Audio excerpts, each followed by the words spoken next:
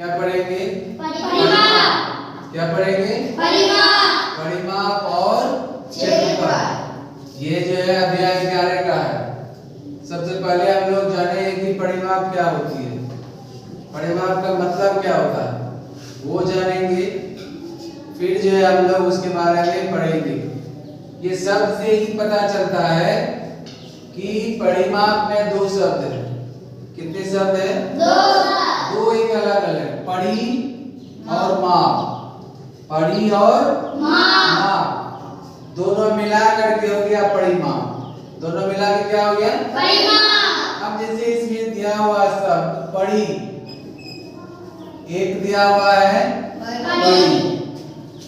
पढ़ी मीन्स क्या होता है? चारों।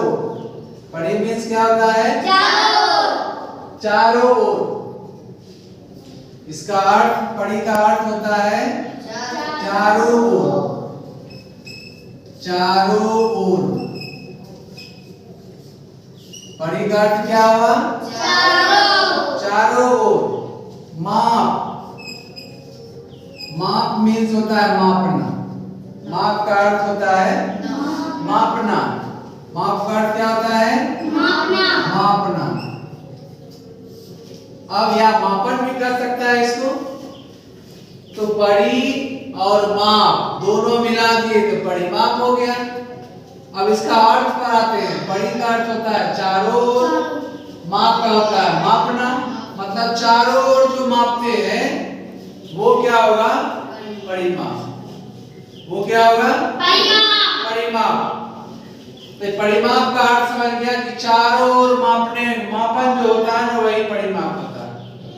अब इसका परिभाषा हम लोग जान लेंगे कि परिमाप की परिभाषा क्या होगा इस अर्थ के हिसाब से कि जो किसी भी आकार के सभी भुजाओं का योग।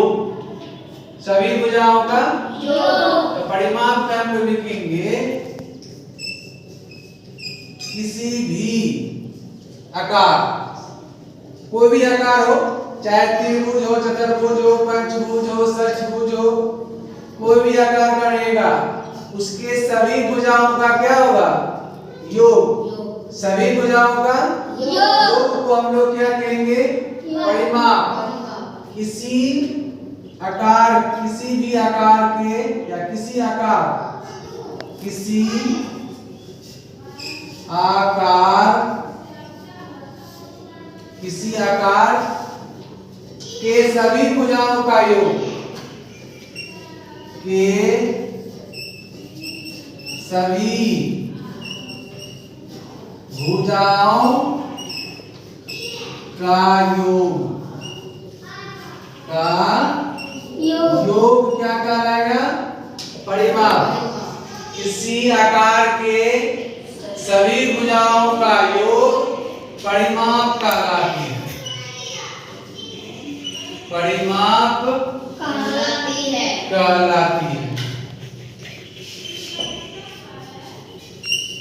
कहलाती है। अब हम लोग एग्जाम्पल से देखेंगे। एक जैसे लेते हैं,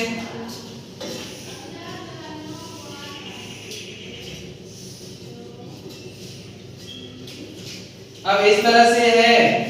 इसकी जो माप है ये आपका 4 सेंटीमीटर है और ये जो है 3 सेंटीमीटर है, यानी कि 3 सेंटीमीटर है। चित्र से आपको लग रहा है 4 सेंटीमीटर या 3 सेंटीमीटर है, तो आयत हो गया? नहीं हो गया, आयत हो गया। अब इसका जो माप होगा ये इस तरह से चारों साइड से क्या होगा? इसका माप चारों साइड से। इसका माप क्या होगा? चारों साइड से। अब जैसे ये है, इसको 4 भाग में बांट दो, 1 2 3 4। और ये जो नीचे ये जो है इसको हम लोग 3 भाग में बांट देंगे। 3 भाग में बांट दिए। अब इसको सबको गिनती करेंगे, 1 2 3 4 5 6 7 8 9 10 11 12। कितना हुआ? 12। कितना हुआ?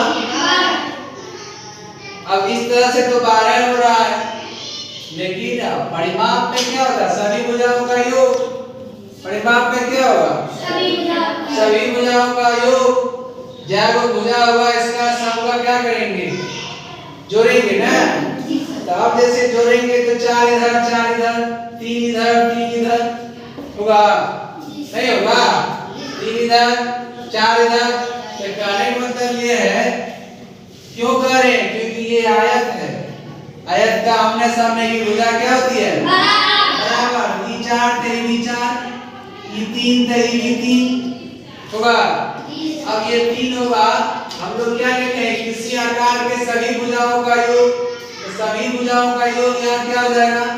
4 जोड़ 3 जोड़ 4 जोड़ 3 बराबर 4 3 7 7 4 11 3 11 3 14।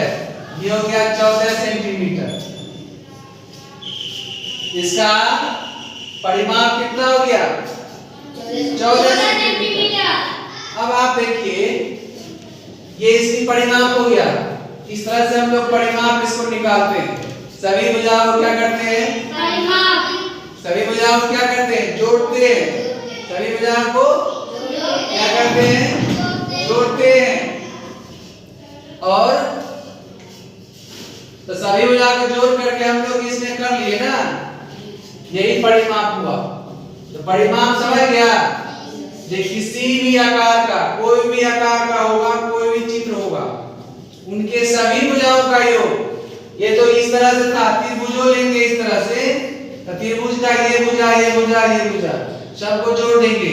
मान ले ये है, ये बी है, ये सी है, कहेगा इसका परिमाप निकालो। तो क्या लिखेंगे? ए बी जोड़ ए बी हो गया, बी सी जोड़ ए सी। ये इसका परिमाप हो गया। ये क्या होगा इसका? परिमाप। इसमें किसी को दिक्कत है? नहीं ना दिक्कत। परिमाप दो अलग अलग शब्द से बना हुआ है, एक पड़ी है, दूसरा माप है। पड़ी मीन्स होता है चारों ओर, माप मीन्स होता है मापना। तो जो चारों ओर को जो मापता है वही परिमाप है। उसी को हम लोग परिभाषा में लिखे कि किसी आकार के सभी भुजाओं के योग को परिमाप कहते हैं या योग परिमाप कहलाती है।